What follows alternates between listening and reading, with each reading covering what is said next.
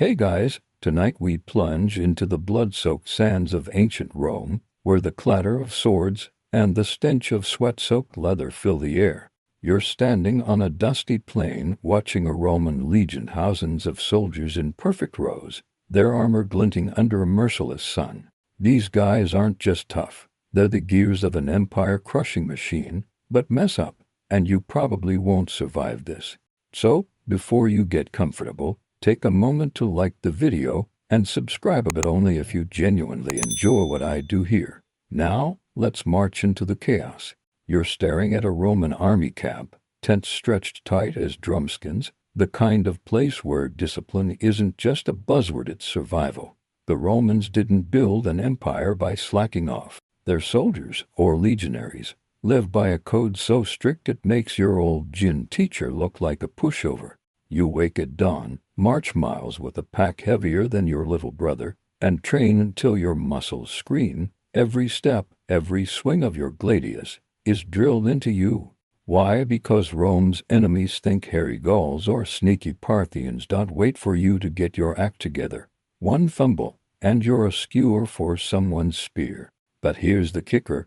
Discipline isn't just about training, it's about fear. You see, the Romans have a trick up their togas to keep everyone in line, and it's not a pep talk. It's called decimation, a punishment so brutal it makes your stomach twist just hearing the word.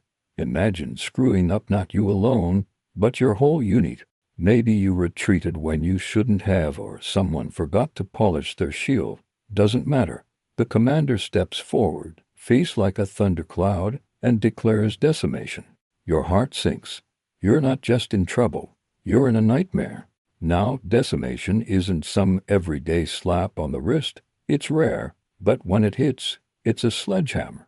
The word itself comes from decem, Latin for 10, and trust me, it's not about counting blessings. Historians still argue whether decimation was as common as old stories claim, or more of a boogeyman to scare soldiers straight. Some say it happened maybe once a generation. Others think it was a go-to for cranky generals. What's clear is this: when Rome wanted to send a message, they didn't mess around. You're about to learn what made this ritual so horrifying, but first, let's set the stage. Picture yourself as a legionary, barely 20 feet, blistered from marching across half of Italy. Your centurion, the guy who yells louder than a market hawker, drills you daily. He's not just boss, he is the law. Roman military culture is built on this chain of command. You obey or you're done. And not done like detention, more like done as in your buddies might have to bury you. The Romans love their rules, but they're not above a bit of weirdness. Here's a quirky tidbit. Some soldiers swore by a lucky charm, a carved stone or a rabbit's foot up in their belts. Didn't help much if decimation was called, though no charm saving you from that. You're starting to feel the weight of this life, aren't you? The constant pressure, the threat of punishment lurking like a wolf in the shadows. Decimation is the ultimate enforcer, a way to make sure no one, not you, not your tent mate who snores like a boar, dares to slack off.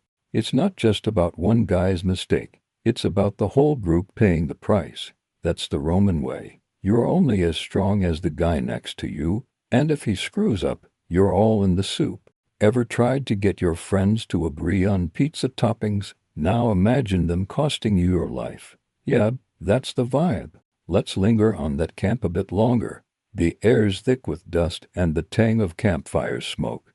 You're surrounded by men who've seen things: battles, ambushes, maybe a comrade's head on a pike. They don't talk much, but when they do, it's about home, or that one tavern girl in Capua. You try to laugh at their dumb jokes, like why the centurion's horse has better armor than you. But deep down, you're scared, not just of the enemy, but of your own side.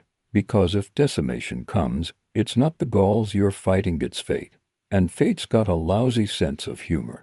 So, here you are, part of this machine, this empire that chews up men and spits out glory. You're proud, sure, but also terrified. The threat of decimation hangs over you like a storm cloud, and you're just praying it doesn't break. You glance at your mates, wondering who'd crack first. That guy who always loses his spear, or the one who talks back. You shove the thought away and tighten your grip on your shield. No time for fear. The Empire's watching, and you've got to keep marching. You're still in that dusty Roman camp. The campfire smoke stinging your eyes as you huddle with your mates, the weight of discipline pressing down like a lead cloak. Remember that nightmare called decimation we mentioned? Let's pull back the curtain on where this brutal ritual came from. You're about to dive into its murky origins. And trust me, it's not a cozy bedtime tale. The Romans didn't invent cruelty, but they sure knew how to package it with a bow.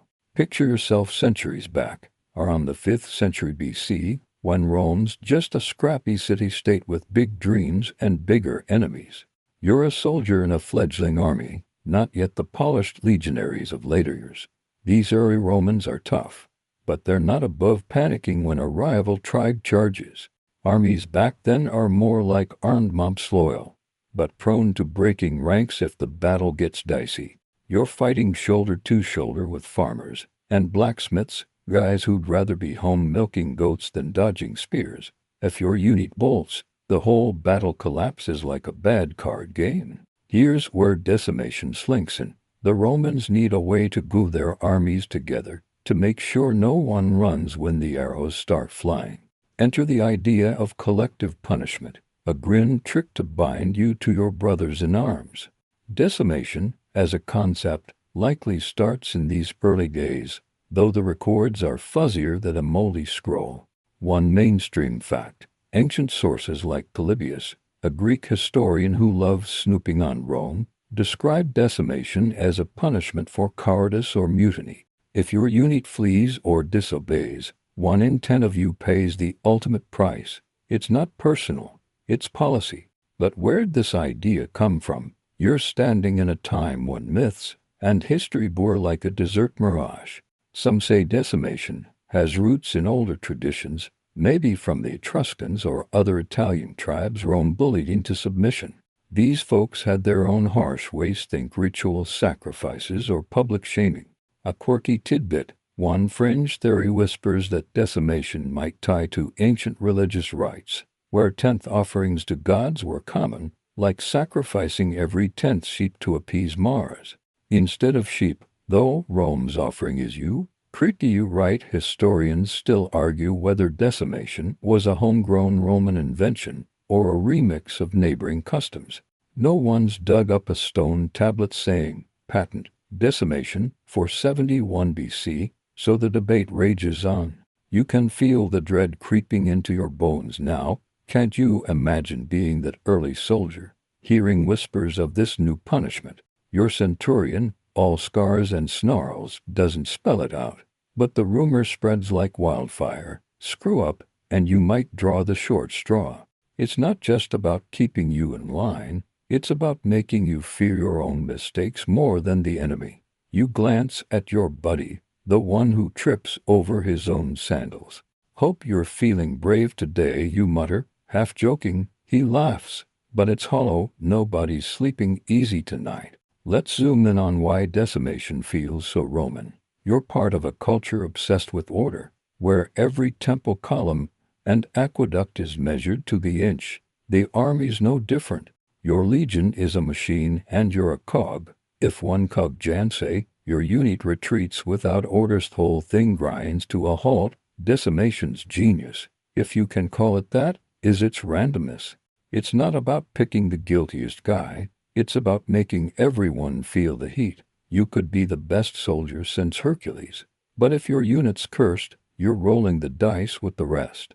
Now, let's add a pinch of modern sass. Imagine decimation as the worst group project ever.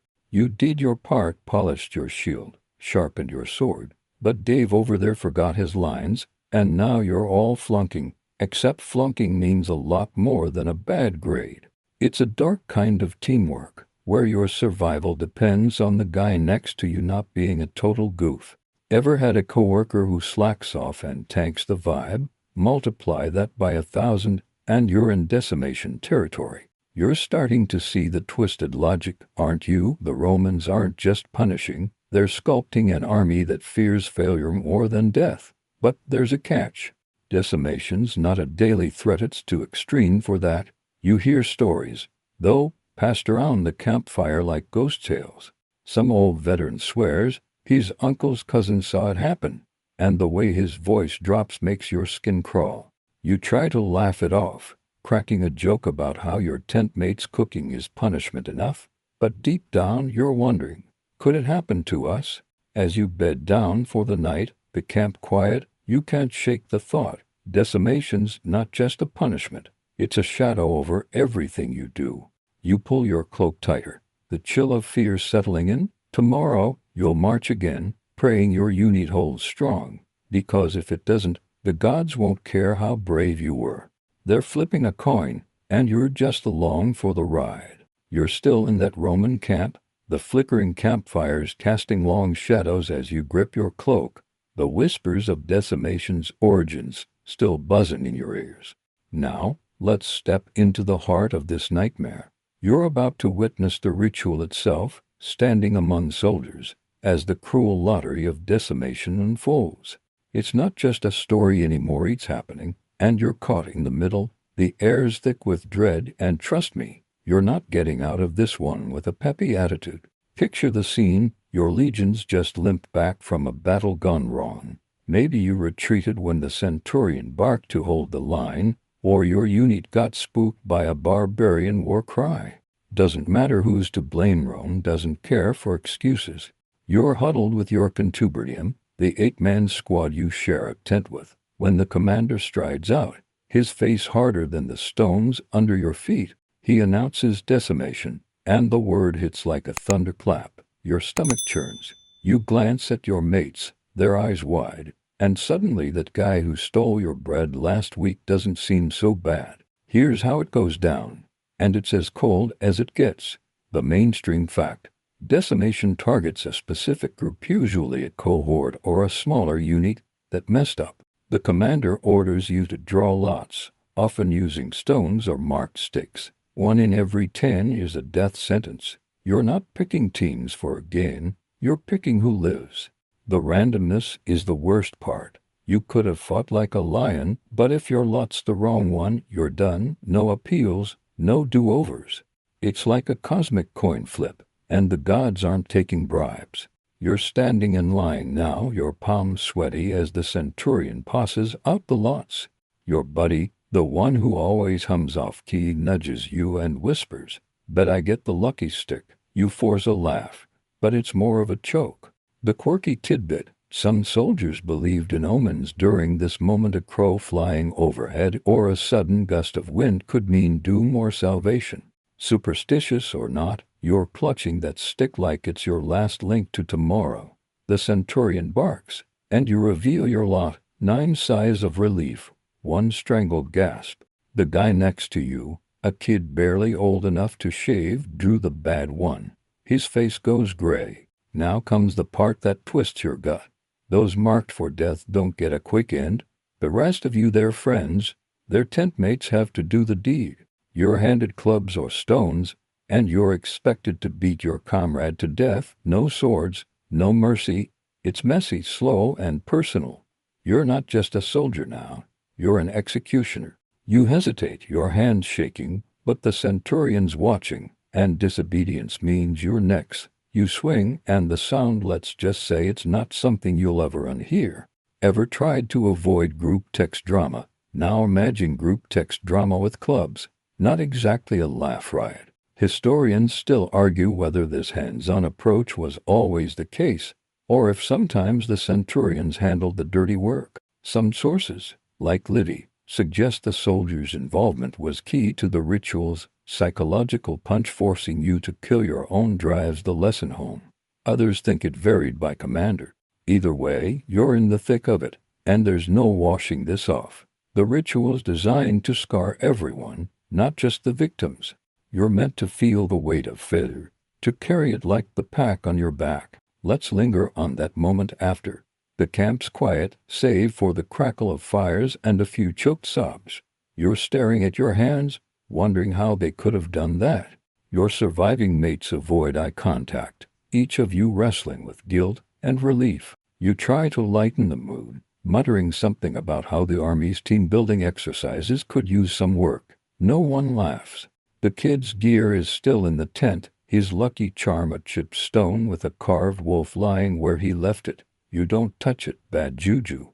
The ritual's over, but it's not done with you. You're back to marching, drilling, fighting, but something's shifted. You're tighter with your unit now, not out of love, but necessity. You can't afford another mistake. You catch yourself watching your mates closer. Is that guy slacking? Will he crack under pressure? You hate yourself for thinking it. But decimations taught you to trust no one, not even yourself. It's like the world's worst trust fall, except the fall's fatal, and the catch never comes. As you settle into your bedroll, the stars above seem colder. You're alive, but at what cost? The ritual's brutality isn't just in the act, it's in how it rewires you. You're not just a soldier anymore, you're a survivor of Rome's cruelest lesson. You pull your cloak tight, trying to block out the memory of that sound. That weight. Tomorrow's another march, another chance to prove you're not the weak link. But tonight, sleep feels like a luxury you don't deserve. You're still in the Roman camp, the echoes of that brutal decimation ritual clinging to you like damp wool. The fires are low, the air heavy with guilt and fear, and you can't shake the image of that kid's carved wolf charm lying abandoned. Now, let's sink deeper into the aftermath. You're about to feel the psychological toll rippling through the ranks, the kind of dread that doesn't wash off with a dip in the Tiber. This isn't just about bruised bodies, it's about broken spirits, and you're right in the thick of it. Imagine you're back with your unit, the survivors of that grim lottery. You're trying to act normal, sharpening your gladius or patching your sandals, but the silence is louder than a war horn. Everyone's haunted. You catch your tent mate's eye, the one who swung the club beside you, and there's a flicker of something maybe, or just raw fear. You're all bound by what you did, but it's not exactly a bonding moment. More like you're all stuck in the same bad dream, and nobody's waking up. Ever had a fight with a friend that left you both pretending it didn't happen? Multiply that by 1,000, and you're close. Here's a mainstream fact. Decimation wasn't just about punishing the guilty, it was a psychological weapon to enforce loyalty. By making you kill your own, Rome ensured you'd think twice before breaking ranks again. The fear of drawing that fatal lot, or worse, having to swing the club, seeps into your bones. You're not just scared of the enemy now, you're scared of your own side, of the system that can turn your brothers into executioners. It's like living with a sword over your head, except the sword's held by the guy you share your rations with. But let's get weird for a second. A quirky tidbit: some soldiers, rattled by decimation, started seeing omens everywhere. A spilled water jug, a stumble during drill suddenly. It's a sign the gods are pissed. One guy in your unit swears he saw a shadow move before the lots were drawn, and now he's tying extra knots in his cloak for protection. You roll your eyes, but you're half tempted to try it yourself. Superstition's a cheap comfort when your world feels like it's crumbling. You crack a weak joke about how the gods must love a good lottery, but it lands flat. Nobody's in the mood for laughs. The psychological weight is crushing, and it's not just about guilt. You're paranoid now, watching your mates like a hawk. Is that guy slacking on watch? Will he freeze in the next battle? You hate thinking this way, but decimations taught you that one weak link can drag you all down. You're tighter as a unit, sure, but it's a brittle kind of tight, like a rope frayed to its last strand. You're less a team and more a group of survivors, each man secretly praying he's not the next to fall. Historians still argue whether decimation strengthened units or fractured them. Some say it forged iron discipline, others think it bred mistrust that lingered like a bad smell. You're living proof it's a bit of both. Let's linger on you for a moment. You're not sleeping well, nobody is. You lie on your bedroll, the camp quiet except for the distant hoot of an owl. Every creak, every rustle, makes you flinch. You're replaying the ritual in your head. The lot in your hand, the kid's face, the sound of clubs. You try to focus on something else, like the smell of pine from the nearby woods or the weight of your shield propped against the tent. But it's no use. The memories a burr in your mind, sharp and stubborn. You mutter to yourself, "At least the centurion's horse sleeps better than us." It's a lame joke, but it's all you've got. The toll spreads beyond your tent. The whole legion feels it. You notice the newer recruits, the ones who weren't there, glancing at you like you're cursed. Whispers follow you. That's the unit that got decimated. It's not respect, it's fear. And it stings. You're marked, not by a scar you can show off, but by something deeper. You try to shrug it off, throwing out a sarcastic quip about how you're now the camp's most famous squad, but inside, you're fraying. You're a soldier trained to face spears and arrows, but this is a wound no armor can block. Even the centurion's different now. He's always been a hard case, but there's a new edge to his barked orders, like he's trying to outrun his own doubts. You wonder if he feels it too, the weight of ordering men to kill their own. Probably nothing's built like a brick wall, inside and out. Still, you catch him staring at the horizon sometimes, and you wonder. The Legion marches on, but it's a machine running on fear now, not just discipline. You're part of it, but you feel like a cog that's starting to crack. As you huddle by the fire, the chill of the night creeping in, you realize decimation's done more than take lives. It's rewritten how you see your mates, your commanders, yourself. You're still here, still marching, but you're not the same. You tuck that wolf charm you found into your belt not because you believe in omens, but because it's a reminder. You've survived, but survival comes with a cost, and you're paying it every sleepless night. You're still crouched in that Roman camp, the weight of decimation's psychological scars pressing on you like a too-tight helmet.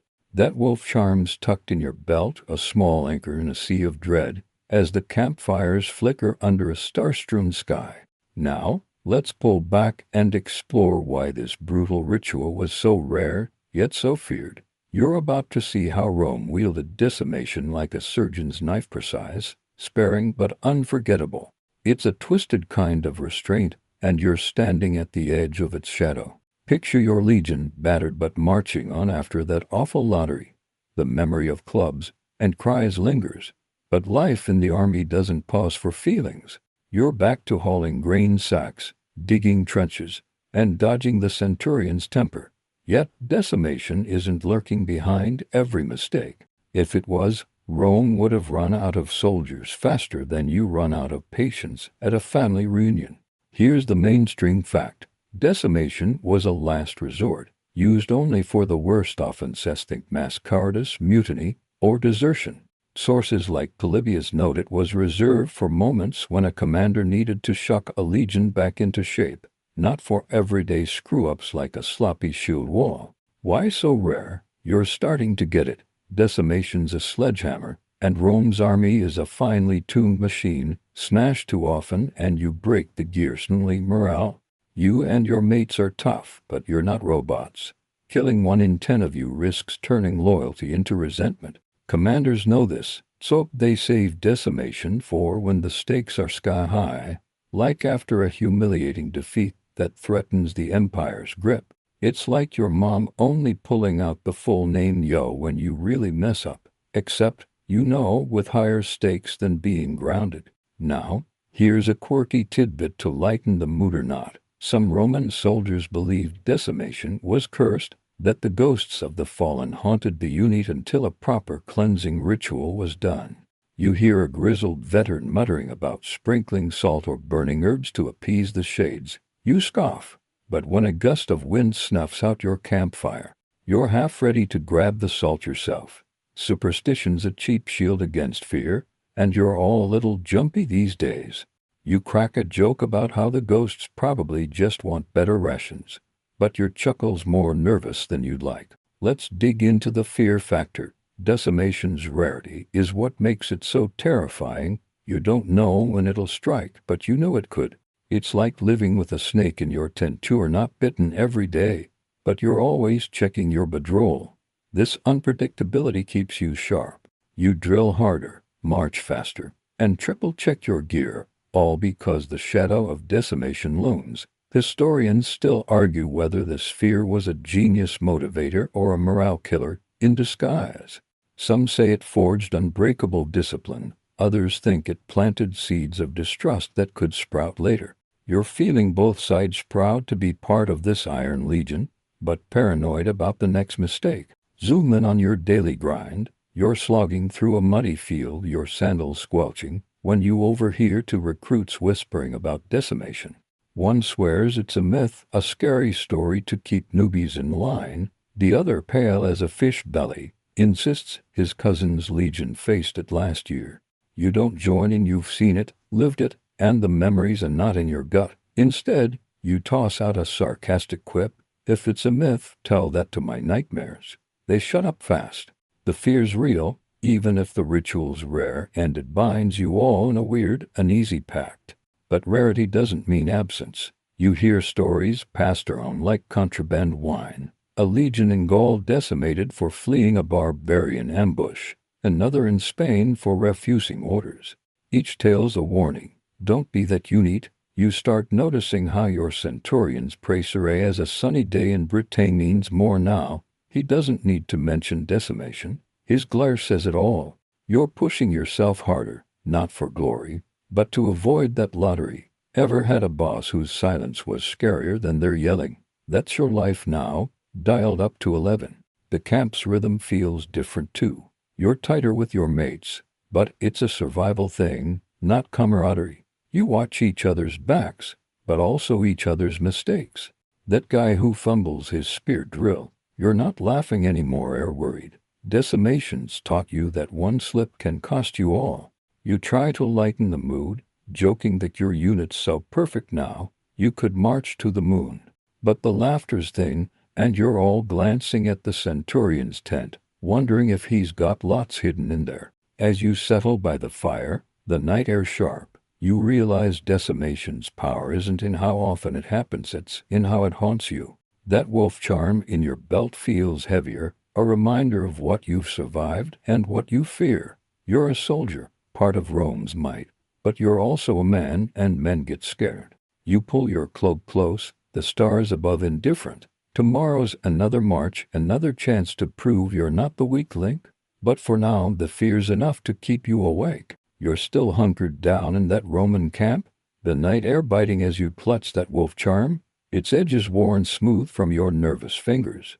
The fear of decimation, rare but sharp as a gladius, lingers like smoke you can't wave away. Now, let's march through history to relive some infamous moments when this ritual struck. You're about to stand witness to real cases, where names and battles etched in stone carry the weight of that brutal lottery. These aren't campfire tales, they're the scars of Rome's discipline, and you're right there in the chaos. Picture yourself in 71 BC, the dust of southern Italy choking your lungs. You're with Crassus, the big-shot general who's more businessman than warrior, facing Spartacus and his rebel army. These aren't barbarians, they're escaped slaves, gladiators, and desperate men fighting like cornered wolves. Your legion's been humiliated, losing battles to what Rome calls rabble. Crassus is livid, his ego bruised worse than his troops. Here's the mainstream fact. According to Appian, a historian with a knack for gritty details, Crassus orders decimation on a cohort. About 500 men will fled from Spartacus's forces. You're in that cohort, heart pounding as the lots are drawn. The ritual unfolds just as you dread. 1 in 10 clubbed by their comrades. You survive, but the memory of those screams sticks like burrs. Let's pause on that. You're shaking, not from cold but from the sheer unfairness. You fought hard, held your ground, but some recruits panicked, and now you're all paying. You mutter a half-hearted joke to your mate.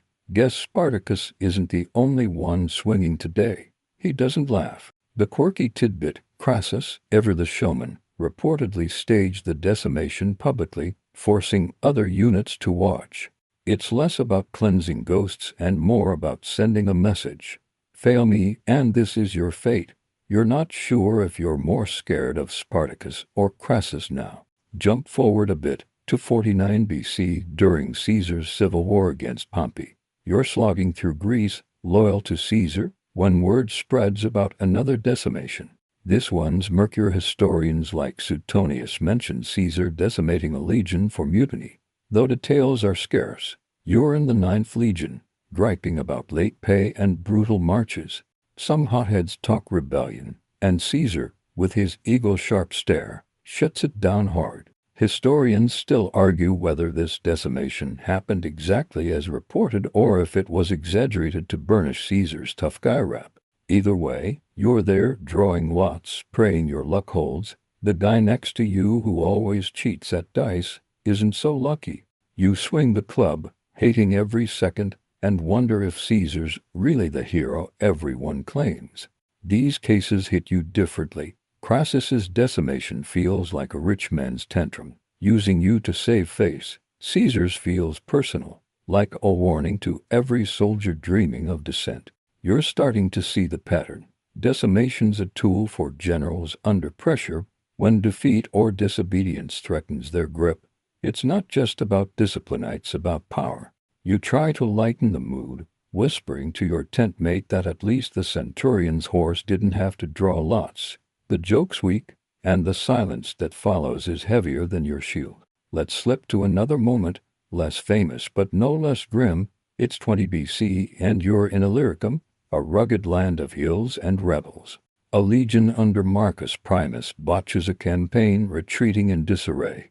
The governor, fed up, orders decimation on a century 100 men. You're one of them, standing in a green circle as the lots are passed. The air's thick with curses and prayers. You survive, but the guy who shared his wine last week doesn't. The ritual's the same, but this time, you notice something. The survivors march straighter afterward, eyes hollow but steps firm. Fear's a hell of a motivator, but it's carving something out of you. These stories spread through the ranks, each one a warning carved in blood. You hear of other cases, some true, some half-myth, like a decimation under Sulla, or a murky one in the Punic Wars. Each tale reinforces the lesson. Rome doesn't forgive failure. You're proud to wear the legion's eagle, but you're also terrified of it. You tuck that wolf charm deeper into your belt, not for luck but as a reminder of the cost of survival. Ever had a boss who made one example and scared everyone straight? That's decimation, except the example doesn't get a second chance. As you huddle by the fire, the camp quiet save for the crackle of logs, you realize these moments aren't just history, they're your reality. Every march, every battle, carries the faint thread of that lottery. You're a soldier, but you're also a gambler, betting your life on your unit's courage. You pull your cloak tight, the weight of those famous cases pressing on you. Tomorrow, you'll face the enemy, but tonight, you're fighting the ghosts of decimation's past, wondering if your name's next on the list. You're still in that Roman camp, the fire's embers glowing faintly as you trace the edges of that wolf charm, the stories of Crassus and Caesar still echoing like distant war drums.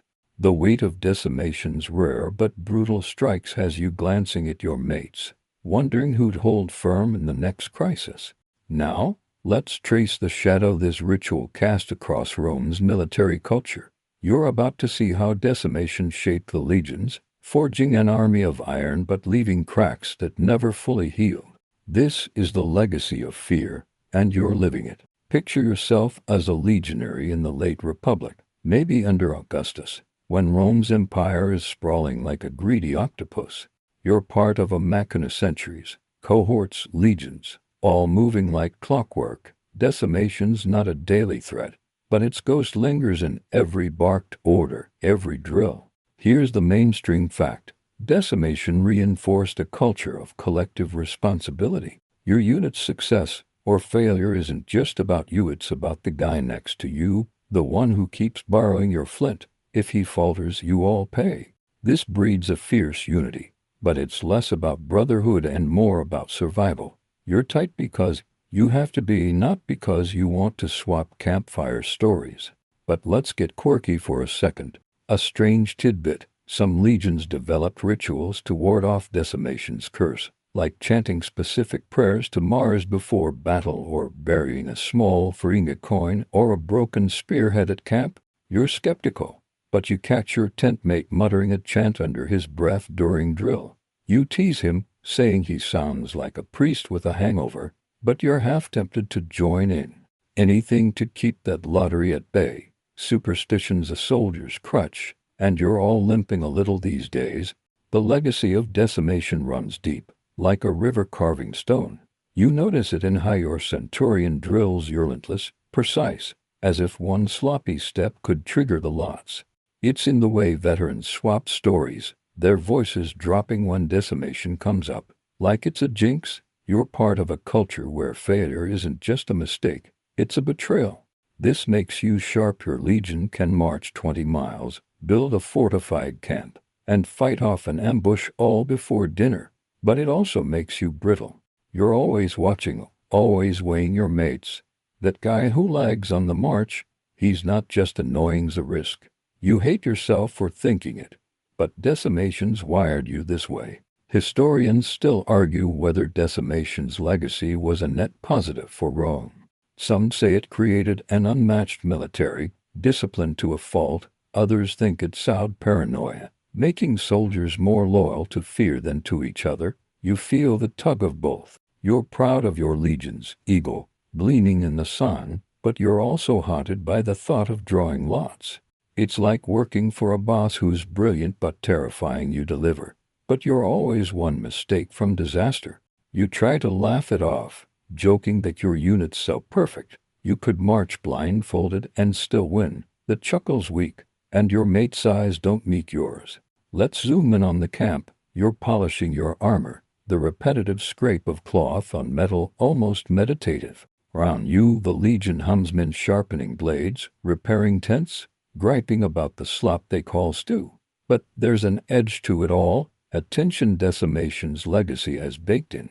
You overhear a recruit ask a veteran about the ritual, and the old-timer's answer is curt, "Pray you never find out." You feel the same. You've survived it once, but the fear's a scar, and scars don't fade easy. You toss out a quip about how the stew's punishment enough, but it's more habit than humor now. This culture shapes everything. Your legion's loyalty is to Rome, sure, but it's also to avoiding that brutal lottery. You march harder, fight fiercer, not for glory but to keep the centurion's glare off you. It's effective. Rome's armies crush enemies, from Britain to Egypt, that it's costly. You're less a man and more a cog, ground down by the machine. You wonder if the Gauls, with their wild charges and war paint, feel this kind of fear. Probably not. They've got their own problems, but decimations are Roman special, like aqueducts or overpriced wine. As you settle by the fire, the camp settling into a restless quiet, you realize decimation's legacy isn't just in the ritual, it's in you. It's in how you flinch at a centurion's shout, how you size up your mates during drill. That wolf charm feels heavier now, a reminder of the culture you're part of, proud, ruthless, and haunted. You're a soldier, but you're also a survivor, carrying the weight of a system that demands everything. You pull your cloak close, the night's chill seeping in. Tomorrow's another march, another chance to prove you're not the weak link. But tonight, you're just trying to outrun the shadow of Rome's cruelest lesson. You're still in that Roman camp, the fire reduced to glowing coals as you clutch that wolf charm. Its weight a quiet reminder of decimation's long shadow. The legacy of this ritual has carved itself into your legion's soul, shaping every step you take. Now, let's step out of the dust and into the modern world, where you're wondering if decimation's echoes still linger.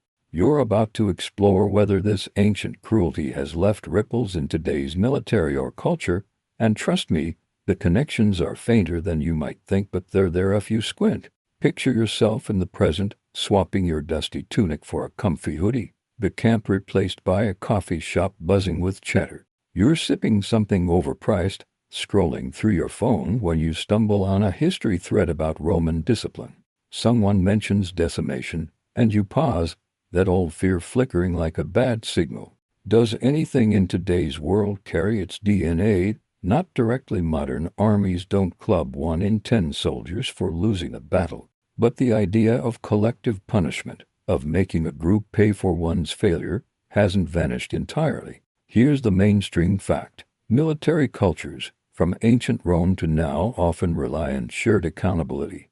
Think of basic training, where one recruit's screw-up means push-ups for everyone. It's not decimation, but it's a distant cousin, designed to weld you into a unit. Now, let's toss in a quirky tidbit. In some modern military slang, decimate gets thrown around loosely, like when a drill sergeant decimates a squad with extra laps for a messy bunk. It's a nod to the Roman term, but the stakes are laughably lower. You chuckle, imagining your old centurion rolling his eyes at this watered-down version.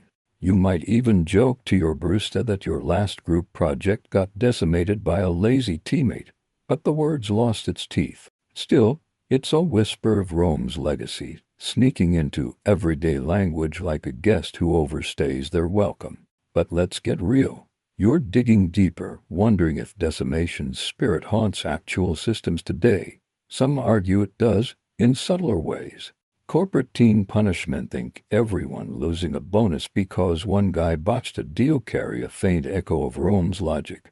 Make the group suffer to keep everyone in line. Even school group detentions, where you're stuck because of that one kid who wouldn't stop talking, feel like a diluted version. Historians and sociologists still argue whether these modern practices owe anything to decimation, or if they're just human nature's go-to for enforcing order. You lean toward the latter, but the parallel gives you a shiver, like spotting a familiar face in a crowd. The military's where you look closest. You're no soldier now, but you've seen enough movies to know modern armies prize discipline. Yet, decimation's brutality has no place here. Court-martials, demotions, or extra duties handle cowardice, or failure to Dana lotteries. No clubs. Still, the psychological shadow of collective consequences lingers. You read about units where a single mistake like a lost weapon means the whole squad's on lockdown. It's not death, but it's pressure, and you feel a twinge of that old Roman paranoia. You try to laugh it off, muttering that your office's coffee machine breaks more rules than you do, but the thought sticks. Zoom out further, you're wondering if decimation's in pop culture too. Movies love Roman epics, gladiators, legions, all that sandal and sword drama. But decimation's rarely the star. It's too grim, too alien for blockbuster budgets. You might spot it in a gritty novel or a niche documentary, but it's not exactly Avengers material. Still, the idea of sacrifice for the group's survival pops up everywhere. Think dystopian shows where one character's mistake dooms the team. It's not decimation, but it's close enough to make you squirm. Ever binged a show where the hero's choice screws everyone? That's the vibe, minus the togas. You're starting to see the truth. Decimation's a relic, too extreme for today's world. But its core ID group punishment as control hasn't fully died. It's just softer, sneakier. You're relieved, but also a bit uneasy, like you've spotted a crack in a wall you thought was solid. You toss out a quip to yourself about how your phone's group chat is its own kind of punishment, but the humor's thin. That wolf charm, if you still had it, would feel heavy now, a bridge between Rome's cruelty and the pressures you navigate today. As you set your coffee down, the shop's hum fading, let the weight of Rome slip away. You're not in that camp anymore, no longer clutching a charm or dreading a lottery. The stars outside are the same ones those legionaries saw, but their harsh world feels distant now, softening like a dream. You're safe, wrapped in the present, where discipline doesn't mean clubs or lots, just deadlines and maybe a grumpy boss. Let the tension in your shoulders ease, the echoes of decimation fading into history's quiet pages. Breathe slow, let your mind drift like smoke from a dying fire. The past taught you its lesson. Now rest, sleep calls, gentle and warm. Sweet dreams.